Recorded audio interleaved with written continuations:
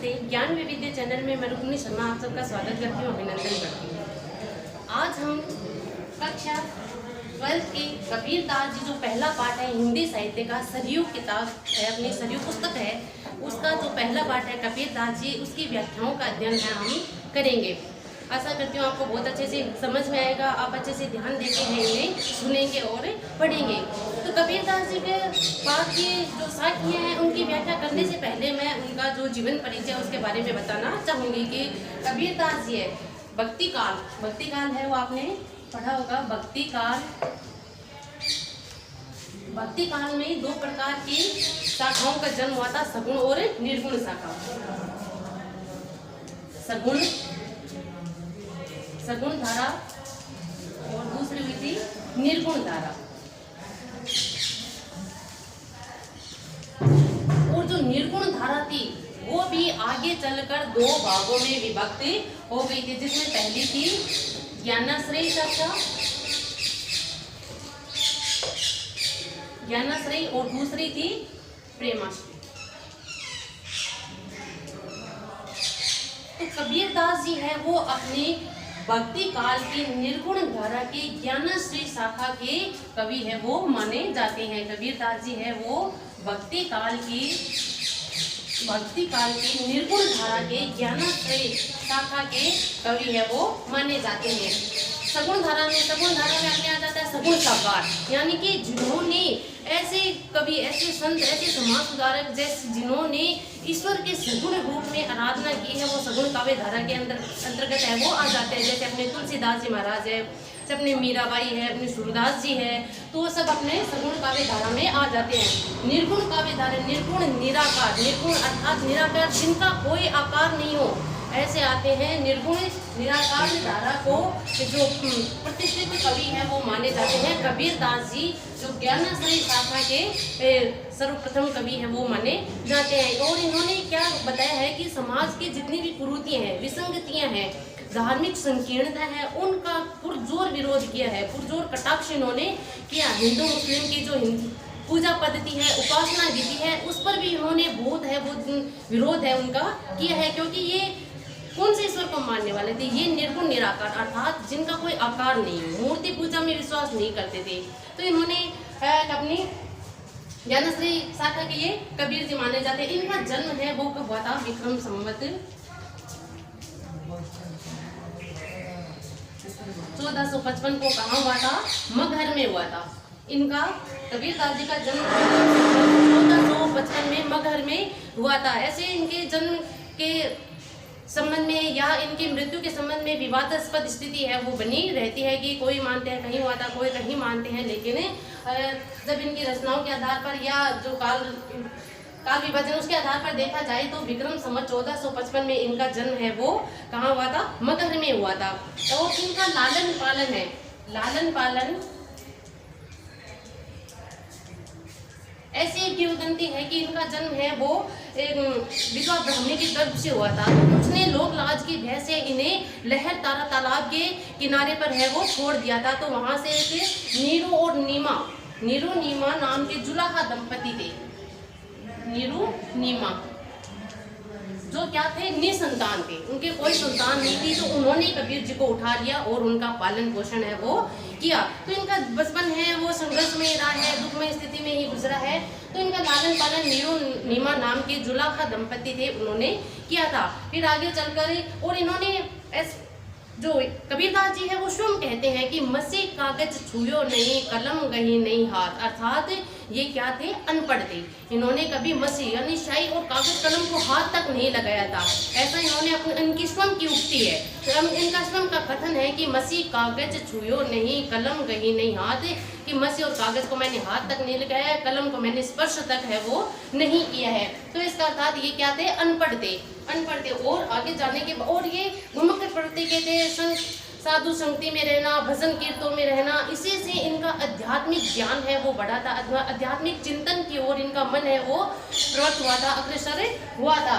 आगे जाने के बाद इनके शिष्य बने थे स्वामी रामानंद जी। स्वामी रामानंद जी इनके क्या थे? गुरु थे। ये स्वामी रामानंद के शिष्य बने थे। आगे जाके स्वामी रामानंद के है वो शिष्य बने थे। इनके गुरु का नाम स्वामी रामानंद थे, जिन्होंने इनके जीवन में आकर इनको इस संसार सागर से पार उतरने का मार्ग बताया। इनका मन था आध्यात्मिकता की ओर ले गए और इनके मन में ज्ञान का भाव है वो पैदा किया था इन्होंने स्वामी रामानंद जी ने। अब ये एक कवि होने से पहले एक समाज सुधारक थे, संत, इसीलिए इनको कबीरदास जी को संत कवि भी कहते हैं, समाज सुधारक कवि भी कहते हैं। और इन्होंने अपनी वाणी के द्वारा बहुत ही पुरजोर विरोध किया है धार्मिक संकीर्णताओं को, समाज में व्याप्त कुरीतियों को, अंधविश्वास को, हिंदू मुस्लिमों, इन्होंने हिंदू मुस्लिम दोनों को है वो एक माना है। और ये क्या मानते थे? एकेश्वरवाद के समर्थक थे। किसके समर्थक थे? एकेश्वरवाद। एकेश्वरवाद इनका क्या मानना था कि ईश्वर क्या है? एक है, न है राम है न रहीम है। दोनों को क्या मानते थे? एक मानते हैं। और इन मनुष्य मात्र को इन दोनों की संतान है वो मानते थे कि ये मनुष्य है वो एक ही ईश्वर की संतान है। एकेश्वरवाद को मानते थे। और ऐसा इन्होंने अपनी वाणी के द्वारा ये जो धार्मिक संकीर्णता थी, भेदभाव, तो इसके मिटाने का प्रयास किया है इन्होंने। जहाँ एक तरफ मुस्लिमों की जो नमाज अदा करते हैं तो उस पर कटाक्ष करते हुए कहा है कि कांकर पाथर जोड़कर मस्जिद लई चुनाए, ताचड़ मुल्ला बांग दे, क्या बहरा हुआ खुदा है। तो कहने का तात्पर्य कांकर पाथर जोड़कर है मस्जिद बना ली है तो उस पर चढ़कर वो मुल्ला जोर जोर से बांग देता है तो क्या बहरा हो गया है खुदा, उसे क्या सुनता नहीं है। कहने का तात्पर्य है कि अगर हम ईश्वर की सच्चे मन से आराधना करते हैं, भक्ति करते हैं, तो हमारे फोटो पर आने से पहले ही हमारे मन से जो आराधना की गई है वो सीधे ईश्वर तक पहुंचती है। क्या इन्होंने माना है कि इस आत्मा और परमात्मा है वो क्या है? एक है। ये जो विरहनी आत्मा है ये अपने प्रेमी परमात्मा से मिलने के लिए हर समय है वो तड़पती रहती है। ऐसा है कबीरदास जी मानते हैं। जहाँ इन्होंने एक तरफ मुल्लाओं पर व्यंग्य किया है तो दूसरी तरफ इन्होंने जो हिंदू धर्म में जो पूजा पद्धति है उस पर भी इन्होंने बड़ा ही कटाक्ष किए हैं, व्यंग्य किए हैं कि जो माला फेरते हैं, मन के को हाथ में घुमाते रहते हैं तो उन पर व्यंग्य करते हैं कि माला तो कर में फिरे, जीभ फिरे मुख माही, मनवा तो 10 दिशों फिरे, ये तो जाने नहीं। ठीक है। और ये भी कहा है कि माला तो हाथ में है वो फिर रही है, मन के हैं वो हाथ में फिर रहे हैं, लेकिन मन है वो 10 दिशाओं में। तो ऐसी आराधना का क्या फायदा है? ऐसे दिखावे का क्या फायदा कि जिसमें मन है वो एकाग्र में हो, जो मन है वो ईश्वर के चरणों में लगे ही नहीं, तो ऐसी आराधना का कोई महत्व नहीं है। और यहाँ इन्होंने दूसरा कि अपने हिंदू धर्म में मुंडन प्रथा होती है तो उसके लिए भी कहा है कि अगर मुंड मुंडाए हरि मिले तो मैं मुंडू 100 बार, बार बार के मूंडते भेड़ न बेकुंठे जाए। कहने का तात्पर्य है कि अगर मुंड मुंडाने से, सिर मुंडन करवाने से, मूछ मुंडवाने से, दाढ़ी मूछ मुंडवाने से अगर ईश्वर मिल जाते तो मैं अपना 100 बार मुंडन करवा लेता।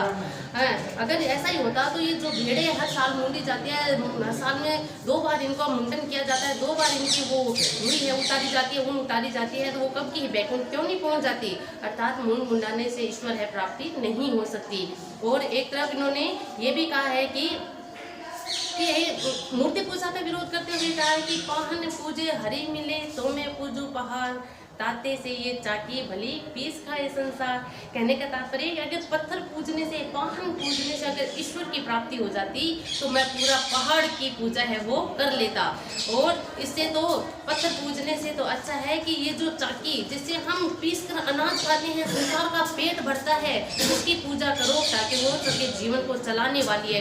तो इस तरह से इन्होंने अपनी वाणियों के द्वारा, अपनी उक्तियों के द्वारा, अपने जो पंक्तियों उसके माध्यम से बहुत पुरजोर विरोध किया है मूर्ति पूजा का, धार्मिक संकीर्णताओं का, भेदभाव का पुरजोर विरोध है इन्होंने किया। हिंदू मुस्लिम को एक मानने वाले थे, एकेश्वरवाद के ये समर्थक थे। और ये अनपढ़ थे, इन्होंने अपनी कोई ग्रंथ है वो लिखे नहीं है। इनके जो वाणी, तो जो इनके मुंह से वाणी निकलती थी, उक्ति निकलती थी, तो उसका संकलन इनके शिष्यों के द्वारा जिसमें धर्मदास नाम का एक शिष्य था, शिष्य धर्मदास के द्वारा इनकी वाणियों का संकलन है वो किया गया है। कबीर जी की वाणी का संकलन किया है जो कितने भागों में बटी हुई है? 3 भागों में बटी हुई है। कौन कौन सी है? साखी, शबद, रमेनी। इनके शिष्य थे धर्मदास, इन्होंने कबीरदास जी की वाणियों का संकलन किया जो साखी, शबद, रमेनी 3 भागों में बटी हुई है। इन तीनों का एक में ही संकलन है, वो क्या कहलाती है? बीजक नामक ग्रंथ में। महत्वपूर्ण बात है यहाँ कि बीजक नामक ग्रंथ में इनकी जो रचनाएं हैं, इनकी जो वाणियों का संकलन है धर्मदास के द्वारा किया गया। साखी, शबद और रमेनी 3 भागों में बांटकर बीजक नामक ग्रंथ में इनकी वाणियों का संकलन है वो मिलता है। इनका जो देहावसान है वो कब माना जाता है? 1575 को माना जाता है। विक्रम संवत 1575 को।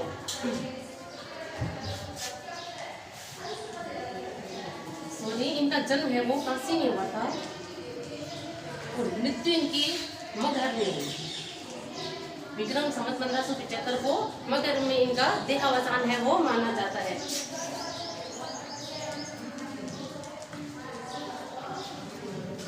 काशी जन्म, कबीर जी का जन्म विक्रम संवत 1455 को काशी में और देहावसान विक्रम संवत 1575 को मगहर में माना जाता है। अब हम इनकी साखें हैं उनका अध्ययन है वो करते हैं। और इनकी भाषा की अगर बात की जाए, कबीरदास जी ने किस भाषा में है वो लिखे, तो जैसा कि मैंने पहले ही बताया कि घुमक्कड़ प्रवृत्ति के थे। संत जो होते हैं घुमक्कड़ प्रवृत्ति, एक स्थान पर नहीं टिकते हैं। तो ये जहाँ जिन क्षेत्रों में गए उस क्षेत्र विशेष के जो शब्द थे वो इनकी वाणी में आते गए। तो इसलिए इनकी कोई एक विशेष भाषा पर पकड़ नहीं थी। इन्होंने इनकी जो भाषा है वो कैसी भाषा कहलाती है? सदुकड़ी भाषा कहलाती है। सदुकड़ी कह सकते हैं, खिचड़ी भाषा कह सकते हैं, या मिश्रित भाषा भी कहते हैं। मिश्रित भाषा का इन्होंने प्रयोग है वो क्या है? इसमें राजस्थानी, पंजाबी, उर्दू, हिंदी सारी भाषाओं के शब्द हैं वो इसमें इनके वाणियों में है वो आगे हैं। क्योंकि घुमक्कड़ प्रवृत्ति के थे तो क्षेत्र विशेष के शब्दों का बाहुल्य इनके साखियों में, इनके पदों में देखा जा सकता है। अब हम इनकी साखियों के बारे में आज की कक्षा में अध्ययन करेंगे। फिर इनके 2 पद भी अपने इस पाठ के अंतर्गत आते हैं जिनका अध्ययन है वो हम कल की कक्षा में करेंगे। तो इनकी साखियां हैं वो शुरू करती हूँ मैं। गुरु गोविंद तो एक है, दूजा यहू आकार, आपा मेट जीवित मरे तो पावे करता। तो क्या कह रहे हैं यहाँ है गुरु और गोविंद को एक बता रहे हैं कि गुरु और गोविंद में है वो कोई अंतर नहीं है, कोई फर्क नहीं है। कबीरदास जी कहते हैं कि गुरु और गोविंद, क्योंकि एक गुरु ही होता है जो ईश्वर से मिलाने का मार्ग है वो बताता है। एक सतगुरु ही होता है जो एक किसी साधक को, किसी शिष्य को है वो अपने ज्ञान के द्वारा ईश्वर का साक्षात्कार है वो करवा देता है, उसे सही मार्ग बताता है, सदमार्ग पर है वो ले चलता है। तो गुरु गोविंद तो एक है। कबीरदास जी कहते हैं कि हे मनुष्य, गुरु और गोविंद इन दोनों में कोई अंतर नहीं है, कोई फर्क नहीं है। दूजा यहू आकार, इनको तो केवल उपाधि मात्र है वो दे दी गई है और इनमें जो अंतर है वो केवल उपाधि मात्र का अंतर है, आकार का अंतर है, बाकी इनमें कोई भी अंतर नहीं है। आपा मेट जीवित मरे, कि जो शिष्य, जो साधक, जो मनुष्य कि आपा यानी होता है अहंकार, कि अपने अहंकार को मिटा देता है। आपा मेट जीवित मरे कि अपने आप को जीवित रखते हुए भी मरा हुआ मान ले, अर्थात अपने आप को गुरु के चरणों में पूर्ण रूप से एक निष्ठ भाव से समर्पित कर दे तो जो पावे करतार यानी है ईश्वर का पर्याय है, ईश्वर को पर्यायवाची है ये कि तो वही व्यक्ति है वो ईश्वर की प्राप्ति है वो कर लेता है। कहने तात्पर्य कबीरदास जी कहते हैं कि गुरु और गोविंद तो एक है, इनमें केवल आकार का अंतर है। हे मनुष्य, तो इनमें अंतर है वो मत देख, इनमें केवल आकार का अंतर है, उपाधि का अंतर है कि जिस व्यक्ति ने, जिस साधक ने, जिस शिष्य ने अपने आप के मन में छिपे अहंकार को मिटाकर अपने आप को एक निष्ठ भाव से गुरु के चरणों में समर्पित कर दिया है, अपने आप को जीवित ही मरा हुआ मान लिया है, मोह माया से, प्रपंच से, विषय वासनाओं से जिसने अपने आप को मुक्त कर लिया है,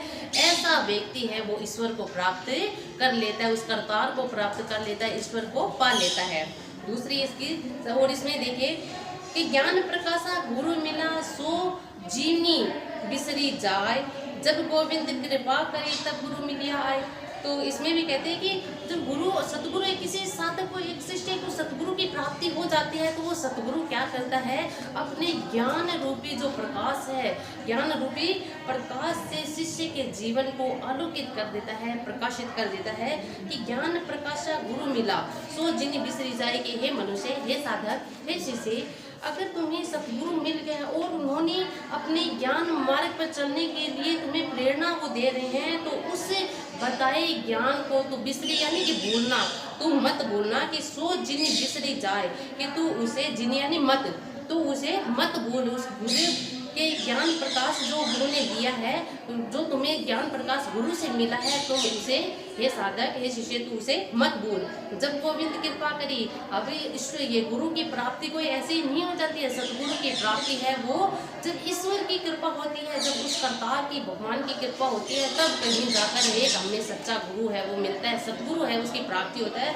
कि जब गोविंद कृपा करी तब गुरु मिल जाए, तब हमें गुरु है वो मिलते हैं। पीछे लागा जाए था लोक वेद के साथ, आगे थे सतगुरु मिला दीपक दिया हाथी।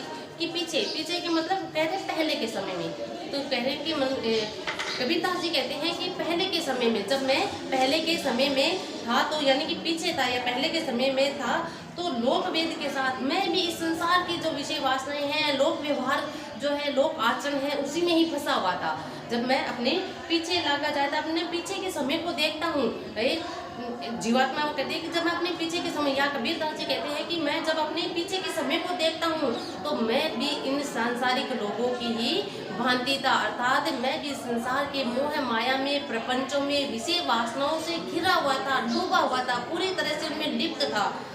आगे था सतगुरु मिला दीपक दिया हाथी।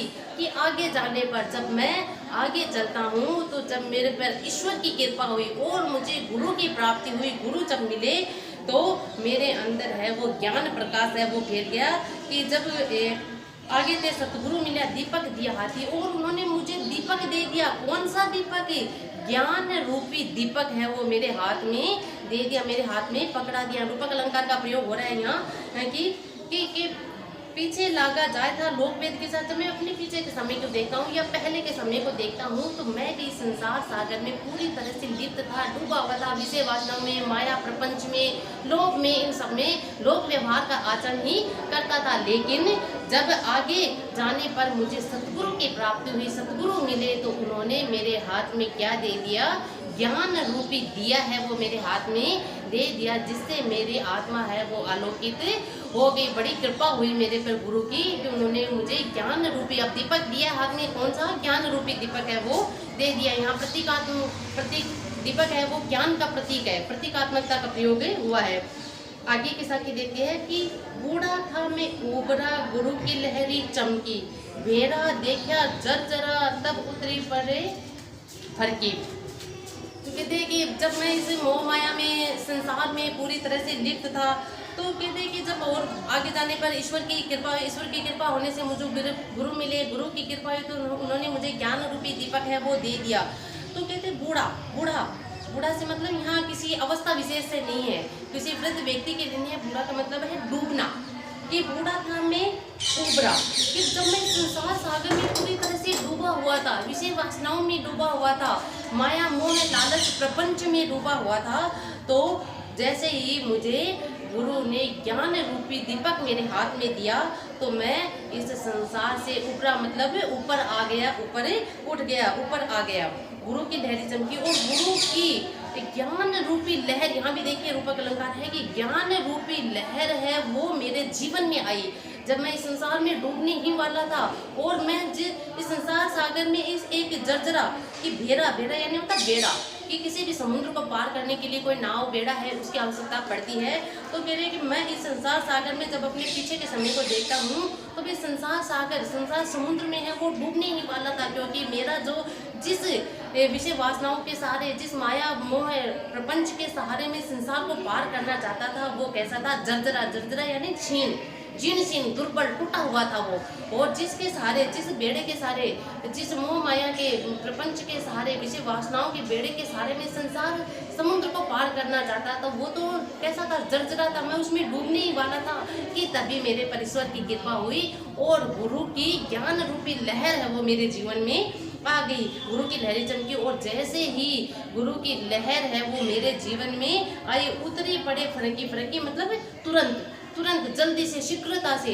और मैं शीघ्रता से, अब देखिए कोई व्यक्ति है किसी नदी को पार कर रहा है, सागर को पार कर रहा है, समुद्र को पार करता है, तो वो जिस नाव के सहारे उस सागर को, नदी को पार कर रहा है, जब उसे पता चलता है कि ये नाव तो डूबने वाली है, टूटी फूटी है, तो वो क्या करता है? अपनी जान बचाने का उपाय करता है। तो ऐसे कबीरदास जी कहते हैं कि जैसे ही मुझे पता चला कि मैं इस संसार सागर में डूबने वाला हूँ, समुद्र में डूबने वाला हूँ, और ज्ञान रूपी गुरु की ज्ञान रूपी लहर जो मेरे जीवन में आई, तो मैंने तुरंत बिना कुछ सोचे शीघ्रता से मैं उस नाव से उतर गया। अर्थात मैं मोह माया विषय वासना प्रपंच लोभ लालच से तुरंत ही अपने आप को मुक्त कर लिया, दूर है मैं हो गया। अगली देखते हैं कि कबीर चित चमकिया चौदिस लागी लाई, हरि सुमरिन हाथों घड़ा बेगू ले बुझाई। तो देखिए यहाँ ये लोक जीवन से संबंधित है वो शब्द है आते हैं कि कबीर चित्त चमकिया। कबीरदास जी कहते हैं कि चौदिसी लागी लाल, कि हे मनुष्य, जब इस संसार में जब मैं नजर दौड़ा, तो इस संसार को जब मैं देखता हूँ, तो इस संसार में चौं यानी चारों, दिश यानी दिशा, चारों दिशाओं में लाई, लाई यानी आग, अग्नि, चारों दिशाओं में आग लगी हुई है। कौन सी आग? विषय वासना रूपी आग है, वो सारे संसार में लगी हुई है। यह देखकर मेरा मन है वो कैसा हो जाता है कि चित्त यानी मन, और चमके यानी संतप्त हो जाता है, मैं दुखी हो जाता हूँ कि इस संसार में। कबीर कहते हैं कि चित्त चमके चौदिसी लागी लाल, जब मैंने इस संसार में चारों तरफ नजर दौड़ाई, चारों दिशाओं में जब मैंने देखा, तो इसमें विषय वासना रूपी आग है, लाई है, वो लगी हुई थी। और ये जानकर मेरा जो चित्त है, मेरा मन है, वो संतप्त हो जाता है, दुखी हो जाता है। एक कबीरदास जी कहते हैं कि यहाँ ईश्वर स्मरण का संदेश कबीरदास जी देते हुए कहते हैं कि हे मनुष्य, हरि सुमरन हाथों घड़ा बेगू लेव बिजा, बेगे यानी जल्दी, बेगे यानी जल्दी, कि हे मनुष्य, हे साधक, हे शिष्य, हे मनुष्य, कि तुम्हारे पास तो अभी जीवन भी है, समय भी है, और हरि सुमरण नाम का जो जल भी तुम्हारे पास है। अब किसी भी आग को बुझाने के लिए जल की आवश्यकता होती है, लेकिन विषय वासना रूपी आग है, उसे हरि नाम के सुमरण से ही शांत किया जा सकता है, वो बुझाया जा सकता है, एकमात्र यही उसका उपाय है। तो कबीरदास जी कहते हैं कि हरि सुमरण हाथों घड़ा, है मनुष्य, तेरे हाथ में तो हरि सुमरण नाम का जल से भरा हुआ घड़ा है, हरि सुमरण रूपी जल से भरा हुआ घड़ा है। इससे तुम ये विषय वासना रूपी आग से अपने आप को बचा लो, इसे बुझा लो। केवल और केवल हरि सुमरण नाम ही एकमात्र ऐसा है जिससे तुम इस विषय वासना के आग से मुक्त हो सकते हो। तो यहाँ कबीरदास जी ने है वो देखिए हरि सुमरण का संदेश है वो दिया। इसमें कविलिंग अलंकार है, अनुप्रास अलंकार है, रूपक अलंकार है, वो सब आ रहे हैं। अगले देखते हैं छठी साखी इसकी, पार ब्रह्म के तेज का कैसा है उन्मान, कहीं कहीं पे कुसो बानी देखा ही प्रमाण। प्रमाण यानी प्रमाण, प्रमाण यानी प्रमाण, और उन्मान यानी होता है कि अनुमान लगाना। अब किसी चीज का हम बिना देखे अनुमान लगा लेते हैं तो वो क्या होती है, उसमें सत्यता नहीं होती है। तो यही बात यहाँ कभी कहते हैं कि ईश्वर का केवल कह देने मात्र से, कहीं भी शोभा नहीं, उनकी कह देने मात्र से उनकी संपूर्ण शोभा, उनकी छवि का वर्णन है वो नहीं किया जा सकता। ईश्वर का साक्षात्कार तो आत्मज्ञान से ही प्राप्त किया जा सकता है, आत्म अनुभूति के द्वारा ही उनको पहचाना जा सकता है। यही बात कहते हैं कि पार ब्रह्म के तेज का, उस पार ब्रह्म, उस ब्रह्म के तेज का तो कोई अनुमान है वो नहीं लगा सकता है कि उनका तेज है वो कितना है, कैसा है। आज तक बड़े बड़े साधक हुए हैं, बड़े बड़े संत हुए हैं, बड़े बड़े ऋषि मुनि तपस्वी हुए हैं, जो आज तक है वो उस ईश्वर के परम तेज का अनुमान है वो नहीं लगा सके, पूर्ण उसमें यथार्थता सत्यता तक है वो नहीं पहुंच पाए हैं। तो कह रहे पार ब्रह्म का तेज का कैसा है अनुमान, और कैसा अनुमान लगा रहे हो हे मनुष्य तुम उस पार ब्रह्म का जिसका कोई पार नहीं पाया है। बड़े बड़े देवता ऋषि मुनि तपस्वी ज्ञानी विद्वजन है वो उनके तेज का अनुमान लगाने में समर्थ नहीं हुए, असमर्थ रहे हैं। तो हे मनुष्य तो उनके तेज का क्या अनुमान लगाता है, कैसा अनुमान लगाता है। कहीं पे सुबह केवल कहने मात्र से, कहीं पे मतलब कहने मात्र से, कहने मात्र से उनकी शोभा का वर्णन है वो नहीं किया जा सकता, इनकी छवि का वर्णन है वो नहीं किया जा सकता है। देखा ही प्रमाण, देखा ही प्रमाण से यानी कि प्रमाण, और व्यक्ति से उसका प्रमाण तभी दे सकता है जब उन्हें आत्म अनुभूति हो जाए, आत्म साक्षात्कार करेगा ईश्वर का। और आत्म अनुभूति और आत्म साक्षात्कार है वो केवल और केवल हरि सुमरण से ही संभव है। तो हे प्रभु, हे ईश्वर, हे मानव, हे मनुष्य, तो उनके जो तेज है उसका क्या अनुमान लगाता है, अर्थात अनुमान मत लगा। उनकी शोभा का वर्णन करना बहुत ही कठिन है। केवल और केवल आत्म अनुभूति तो लौकिक साधनों के द्वारा, इस संसार के जो लौकिक साधन है इसके द्वारा तो उनके के तेज का अनुमान लगाना चाहता है, जो बिल्कुल भी संभव नहीं है। अगर उनका अनुमान लगाना है तो अपने हृदय के अंदर आत्मानुभूति के द्वारा ही तो उनके दर्शन है वो कर सकता है, उनकी छवि का प्रमाण है वो पा सकता है। अगली साखी देखते हैं। चिंता तो हरि नाम की और न चितवे दास, जो कछु चितवे राम बिन सोई काल के पास। काल यानी होता है मृत्यु। काल का अर्थ समय भी लिया जाता है, लेकिन यहाँ काल का अर्थ है वो किसके अर्थ में लिया जा रहा है? मृत्यु के अर्थ में है वो लिया जा रहा है। तो चिंता तो हरि नाम की कि हे मनुष्य, ये जो मनुष्य जन्म है वो बड़ी ही कठिनता से मिलता है, बहुत ही मुश्किल से मिलता है, तो तू इसको व्यर्थ मत गंवा।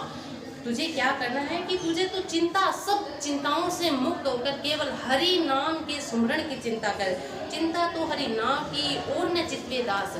कबीर दास जी, दास से मतलब कबीरदास जी। कबीरदास जी कहते हैं कि हे मनुष्य, तू सारी चिंताओं से मुक्त होकर, सारी चिंताओं को एक तरफ करके किनारे पर कर केवल और केवल उस ईश्वर, एक ईश्वर की आराधना की, उसके सुमरण की चिंता है तू करे। और न चितवे दास, और तू अपने चितवे मतलब और अपने चिंतन में किसी और का ध्यान है, और का चिंतन है वो मत कर। अपने मन में किसी और का चिंतन है वो मत ला।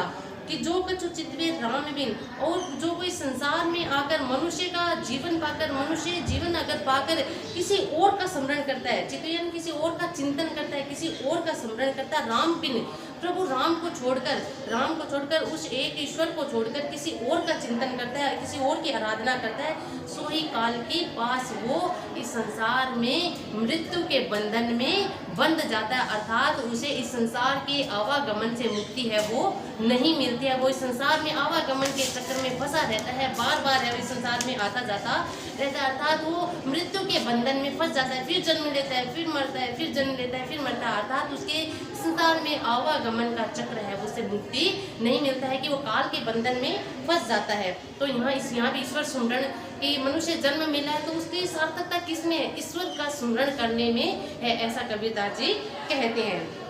अगली देखते हैं कि नैना अंतरी आव तू नैन झापी तो ही लेम, ना हो देखो और को ना तुझ देखन देव। तो यहाँ देखिए कबीरदास जी का जो प्रेम की व्यंजना हुई है, आध्यात्मिक प्रेम की व्यंजना है। यहाँ इन्होंने अपने आप को प्रेमी माना है। किसका प्रेमी? उस ईश्वर परमात्मा रूपी जो प्रेमी है, उसकी प्रेमी का मान है अपनी आत्मा, अपनी आत्मा को उस परमात्मा की प्रेमिका है वो मान रहे हैं। इसी के लिए कह रहे हैं कि नैना अंतरी आओ, और उसी को संबोधित करके कहते हैं कि हे मेरे प्रेमी जो परमात्मा है, तुम मेरे आंखों में, नैना मतलब आंखों में, नैन में, आंखों अंतरी यानी अंदर आकर बस जाओ। हे प्रेमी परमात्मा, तुम मेरी आंखों में आकर बस जाओ। नैन झांपे यानी कि बंद, और जैसे ही आप मेरी आंखों में आकर बसते हो, तुम मेरी आंखों में आकर बसते हो, तो मैं अपनी आंखों को बंद कर लूंगी, अपने आंखों को बंद कर लूंगी। ये कौन कह रहे हैं? कबीरदास जी की आत्मा रूपी जो प्रेमिका है वो कह रही है कि हे मेरे प्रेमी परमात्मा, तुम मेरी आंखों में आकर बस जाओ। जैसे ही तुम मेरी आंखों में आकर बसोगे, मैं अपनी आंखों को सदा के लिए बंद कर लूंगी कि ना वो देखो और कोई, मैं तुम्हारी छवि को मेरी आंखों में बसते ही मैं किसी और को देखना है वो नहीं चाहिए, कि ना वो देखो और को, मैं किसी और को नहीं देखूंगी, ना तुझ देखन देऊं, और मैं अपने आंखों को बंद कर लूंगी ताकि तुम भी किसी और को न देखो। तो यहाँ कबीरदास जी का जो प्रेम की व्यंजना है वो एक निष्ठ प्रेम की व्यंजना है, कोई आत्मा परमात्मा के बीच का जो प्रेम है, संबंध है, उसकी व्यंजना है कबीरदास जी यहाँ कर रहे हैं। अगली देखें, बहुत दिनन की ज्योति मतलब होता है इंतजार करना, प्रतीक्षा करना, कि बाट तुम्हारी राम जिए वो तरसे तुझ मिलन को मन नहीं विश्राम। अब वही आत्मा है, आत्मा तड़पती, आत्मा कबीरदास जी की तड़पती जो आत्मा है, प्रियतमा आत्मा है, वो तड़प रही है, तरस मिल रही है, मन नहीं विश्राम। उनके मन को एक पल भी विश्राम नहीं मिलता है। अब विश्राम है वो क्यों नहीं मिलता है? कि बहुत दिनों से हे अपने कह रहे हैं कि हे ईश्वर, अपने प्रेमी ईश्वर के लिए कह रहे हैं, परमात्मा के लिए कह रहे हैं कि हे मेरे परमात्मा, कि बहुत दिनों से मैं तुम्हारी राह में प्रतीक्षा कर रही हूँ, राह को देख रही हूँ, बाट तुम्हारी राम, हे राम रूपी परमात्मा, मैं तुम्हारी बहुत दिनों से प्रतीक्षा कर रही हूँ, बाट है वो देख रही हूँ। ये बात कौन कर रही है? कबीर जी की जो आत्मा, आत्मा रूपी जो प्रेमिका है वो कह रही है किसके लिए, परमात्मा रूपी प्रेमी को संबोधित करके कहती है कि मैं बहुत दिनों से तुम्हारी प्रतीक्षा कर रही हूँ, तुम्हारी राह देख रही हूँ, बाट जोड़ रही हूँ। जीव मेरा जीव है, मेरी जो आत्मा है वो तेरे से मिलने के लिए, किससे, परमात्मा से मिलने के लिए तरस रही है, तड़प रही है, और मेरे मन को एक पल के लिए भी विश्राम है वो नहीं है। तो इसलिए आप हे परमात्मा, हे मेरे प्रेमी परमात्मा, तुम मेरे पर ऐसी कृपा करो कि मेरा है वो तुमसे मिलन है वो हो जाए, और मेरे मन को है जो विश्राम है वो मिल जाए, आराम है वो मिल जाए। अगली देखते हैं 10वीं कि मूरिस संग ने कीजिए लोहा जल ने तिराय, कतली सीप भुवंग मुंह की एक बूंद तिहुमाए। भाई कि कहते मूरिस, यहाँ कहते हैं कि संसार सागर को पार करने के लिए किसकी आवश्यकता पड़ती है, सत्संगति की आवश्यकता पर बल दे रहे हैं कि यहाँ हमें आकर अच्छी संगति है, अच्छा साथ है वो खोजना चाहिए। कि मूरिस यानी होता मूर्ख, कि हे मनुष्य मात्र, जब तुम्हें मनुष्य का शरीर मिला है, मनुष्य शरीर धारण करने का अवसर मिला है, शुभ अवसर प्राप्त हुआ है, तो तुम इसे ऐसे ही व्यर्थ मत गाओ। मूर्ख संग नहीं कीजिए, मूर्खों का संग है वो कभी नहीं करना चाहिए, साथ है वो कभी नहीं करना चाहिए। लोहा जल ने तिराई, और मूर्ख का संग है वो किसके समान बताया है, लोहे के समान बताया। जिस प्रकार लोहे के सहारे इस सागर को पार नहीं किया जा सकता, समुद्र को पार है वो नहीं किया जा सकता, उसी प्रकार किसी मूर्ख व्यक्ति का साथ लेके, मूर्ख व्यक्ति के सहारे इस संसार को पार है वो नहीं किया जा सकता। कि अब बुरे व्यक्ति, अब देखो हम जैसे प्रकार के व्यक्ति का संगत करते हैं तो उसके हमें अलग अलग फल देखने को मिलते हैं, अलग अलग परिणाम है वो भोगने पड़ते हैं। कि कदली सीप भुवंग मुंह की एक बूंद तिहु भाई, कि स्वाति नक्षत्र में वर्षा की जो बूंद है वो गिरती है, जब वो इस स्वाति नक्षत्र में गिरने वाली वर्षा की बूंदें इस धरती पे आकर किस प्रकार की संगति लेती है, किस प्रकार का साथ है वो लेती है, उसी प्रकार का उनके जीवन में फल आता है। जिस प्रकार स्वाति नक्षत्र में गिरा वर्षा की एक बूंद अगर कदली यानी होता है केले के वृक्ष पर गिर जाए तो वो शीतलता देने वाला कपूर बन जाता है, शीतल रखने वाला कपूर का रूप धारण कर लेती है।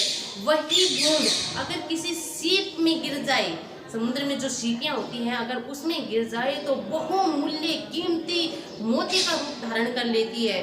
और अगर उन्होंने अच्छा संग किया तो उसके अच्छे परिणाम मिले। अगर वही बूंद किसी बुरे व्यक्ति का साथ कर ले, अर्थात किसी सांप के मुख में, सर्प के मुख में गिर जाए तो वो भयंकर विनाशक विष का रूप धारण कर लेती है। अर्थात बूंद एक थी लेकिन उसने यहाँ आकर किस प्रकार का साथ है वो क्या उसके परिणाम है वो देखने को मिलते हैं। तो इसलिए हे मनुष्य, अगर तुम्हें मनुष्य का शरीर मिला है तो तुम यहाँ आकर मूर्खों का संग मत कीजिए, उनके सारे संसार सागर को पार है वो नहीं किया जा सकता। अच्छे लोगों का साथ है, अच्छे लोगों के साथ के द्वारा जो हमें सज्ञान दे सके, हमें अच्छे मार्ग की ओर ले चले, हमारे जो बुराइयों को मिटाकर कमियों को दूर करके हमें सद्मार्ग दिखाए, ऐसे व्यक्तियों का साथ हमें लेना चाहिए।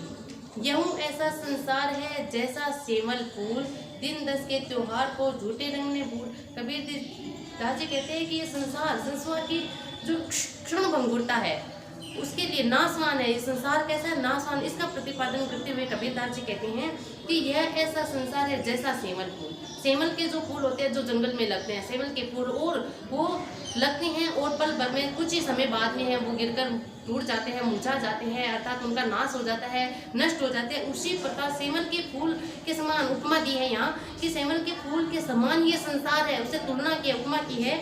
तो यहाँ उपमा अलंकार है कि यह संसार तो कैसा है, सेवल के फूल के समान है।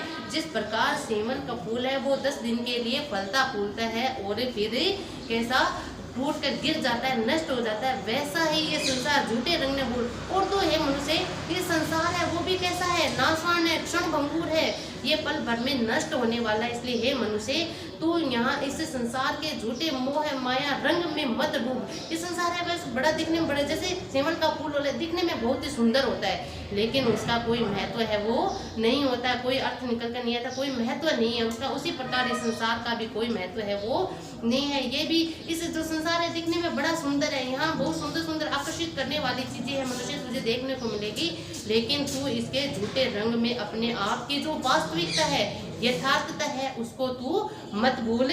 और अपने आप के जो तुम्हारे जो मनुष्य जन्म मिला है इसकी सार्थकता को सिद्ध करने का प्रयास कर। कि तुझे मनुष्य मात्र का जो जन्म मिला है वो केवल और केवल अपने जो इस संसार में आवागमन का चक्र है, काल का जो बंधन, काल की पास में जो पड़ी हुई आत्मा है उसे क्या दिलवानी है, मुक्ति दिलवाने का तू प्रयास है, हे मनुष्य है तू कर। कि मासी गुड़ में गड़ी रही, संस रही लपटाए, ताली पीटे सिर धुने मीठे बोई माए। कि मासी यानी होता है मक्खी। मक्खी जो कि जिसे किसका लालच रहता है, मीठे का लालच रहता है, मीठे की ओर बहुत जल्दी आकर्षित हो जाती है। कि गुड़ गुड़ मीठा गुड़ है वो कैसा होता है, मीठा होता है, और उसको देखते ही उस पर झपट कर पड़ती है, झपट कर पड़ती है, और उसका वही लालच, मीठे का जो लालच है वो उसे मृत्यु के मुख तक ले जाता है। इसी बात का है प्रतिपादन है कबीरदास जी अपनी साखी के माध्यम से कहना चाह रहे कि मासी गुड़ में गड़ी रही, संस रही लपटाए। संस यानी होते हैं पंख, पंच पंच यानी क्या होता है उसके पंख, कि वो उस पंखों को झटपटाती रहती है। कि एक मक्खी थी जो अपने मीठे के लालच में गुड़ पर जाकर बैठती है, और उसके जो पंख थे वो उससे चिपक जाते हैं, उसके जो पंख थे उससे बुरी तरह से चिपक जाते हैं, उसके पैर है उसके उसे गुड़ में है बुरी तरह से गड़ जाते हैं, और वो उससे बचने के लिए अपना सिर घूमती है, ताली पीटती है, अपने पंख फड़फड़ाती है, लेकिन वो उससे निकल नहीं पाती है। कि संस रही लपटाए, ताली पीटे सिर घूमे, अपने सिर को बार बार घूमती है, ताली पीटती है, अपने पंजों को हिलाती है, लेकिन वो उससे मुक्ति प्राप्त है वो नहीं करता है। मीठे बोई में उस मीठे के लालच में उसको वो मृत्यु के मुख तक चली जाती है। कहने का तात्पर्य अन्य उक्ति के द्वारा यहाँ कहने कबीरदास अन्य उक्ति अलंकार का प्रयोग हुआ है कि यहाँ अन्य उक्ति के द्वारा है वो अपनी बात है, अपनी मुख्य बात को कह रहे हैं कि जिस प्रकार मक्खी है वो गुड़ में लिपट कर अपने आप को मृत्यु के मुख तक ले जाती है, फिर एक बार जब उस मोह माया लालच में पड़ जाता है तो बहुत अधिक मेहनत करने में कोई एक बिरले ही कोई एकाध व्यक्ति होते हैं जो उसे लालच से बाहर निकलकर अपने जीवन का जो यथार्थ, अपने जीवन के जो लक्ष्य है उसको अंत समय में भी पहचान कर ईश्वर का भजन है वो करने लग जाता है। तो इसलिए हे मनुष्य, तुम्हें मनुष्य मात्र का जो शरीर मिला है तो उस मक्खी की भांति इसे इस संसार के लोभ मोह माया लालच विषय वासनाओं में व्याप्त है वो मत कर। अगर तू एक बार इस संसार के मोह माया विषय वासनाओं लालच प्रपंच धोखे छल कपट इनमें अगर तू एक बार फंस गया तो फिर तुम लाख कोशिश कर लो, लाख सिर भून लो, कितने ही तालियां पीट लो, तुम इससे मुक्त है वो नहीं हो पाओगे, इससे है मुक्त नहीं हो पाओगे। इसलिए तुम अपने जीवन की सार्थकता है इसको समझकर और इस संसार सागर से मुक्त होने के मार्ग पर अपने आप को अग्रसर कर लो, प्रवृत्ति उसे और अग्रसर हो जाओ, प्रवृत्ति हो जाओ। तो यहाँ कबीरदास जी है वो इस संसार की नश्वरता, क्षण भंगुरता और अब जो मनुष्य मात्र है उसके मनुष्य जीवन की सार्थकता का प्रतिपादन है वो करते हैं। तो यहाँ आज की कक्षा में हमने जो कबीरदास जी का जो पहला पाठ आपने हिंदी साहित्य में कबीरदास जी, तो उनके जो कुछ साखियाँ दी हुई है, कुछ दो इनके पद बचे हैं, उन पदों का अध्ययन है वो हम कल की कक्षा में करेंगे। आशा करती हूँ आज आपको ये आज का लेसन है वो अच्छे से समझ में आया आपका। अगर कुछ नहीं आया है तो आप कमेंट करके भी पूछ सकते हैं। कल के इनके जो दो पद बचे हैं उनका अध्ययन हम कल की कक्षा में करेंगे। तब तक के लिए धन्यवाद, नमस्ते।